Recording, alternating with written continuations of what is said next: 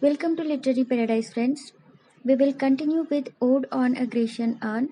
Friends, I have already explained the first two stanzas of the poem in my last lecture. You can see the link of part 1 video upside on your screen, and I have also shared the link on the description given below. Friends, we have seen as how our poet begins by addressing the urn with some beautiful adjectives and how he depicts the urn as the preserver of beauty and art. In the second stanza, he presents two beautiful lovers about to kiss and imagines that the painter has frozen their activity and stopped them by going further. Though their desire to kiss couldn't be quenched, yet it will remain as fresh as ever. This is how the art has eternalized not only love but also the beauty of the beloved, whose youthful charm has been captured by the painter. Move on to the third stanza now. I'm reading the third stanza. A happy, happy pose that cannot shed your leaves nor ever bid the spring adieu, and happy melodist unwearied, forever piping songs forever new. More happy love, more happy, happy love, forever warm and still to be enjoyed, forever panting and forever young, all breathing human passion far above, that leaves a heart high sorrowful and cloyed, a burning forehead, and a parching tongue. So, friends, here poet shows as how art can challenge nature. Like minute by minute, everything changes in nature, but the urn has been keeping things alive on it. Like the trees, covered with dense leaves, won't face the pain of losing their leaves in the autumn. So, this is how they won't say goodbye to the spring season. Adieu means goodbye, okay? In the next line, he again refers to the pipe player as a happy melodist and imagines that this pipe player would be blessed with an everlasting joy and happiness because the pleasure felt by him had been captured by the painter. So, this is the power of art which can immortalize everything, like the love of this young man that will always remain new and warm, and yes, unquenched and unattained as well. But here Keats starts comparing the world of art with the world of reality. He feels that the young man who is in love is so engrossed into his yearning that he cannot realize other tormenting human passions which cause sorrow, anxiety, and disappointment. Burning forehead and parching tongue refer to all these problems caused by other human passions like greed, ambition, and so on.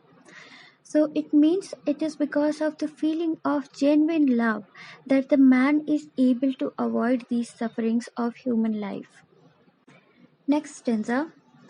Who are these coming to the sacrifice? To what green altar, O mysterious priest? Leadst thou that he were glowing at the skies, and at her silken flanks with garlands dressed?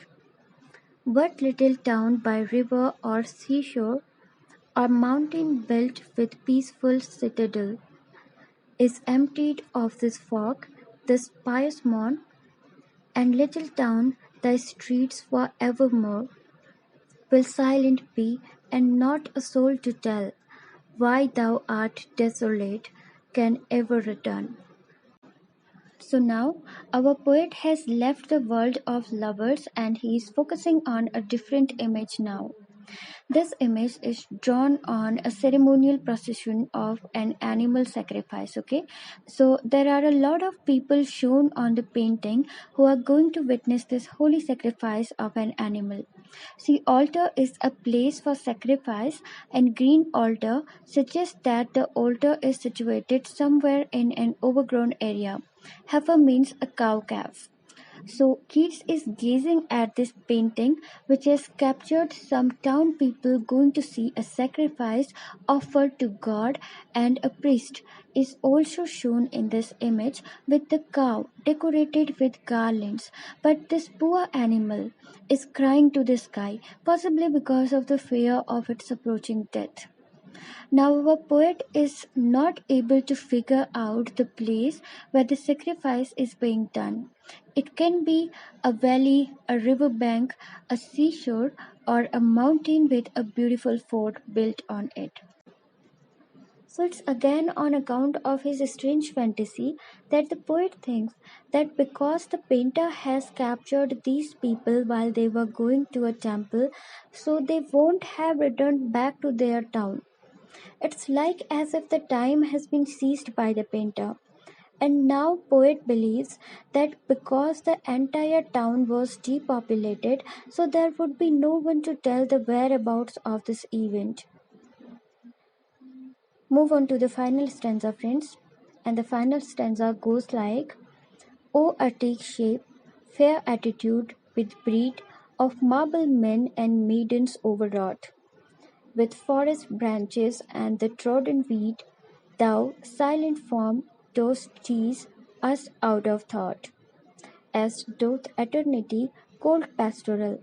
When old age shall this generation waste, thou shalt remain in midst of other woe than ours, a friend to man, to whom thou say, beauty is truth, truth is beauty, that is all ye know on earth, and all ye need to know.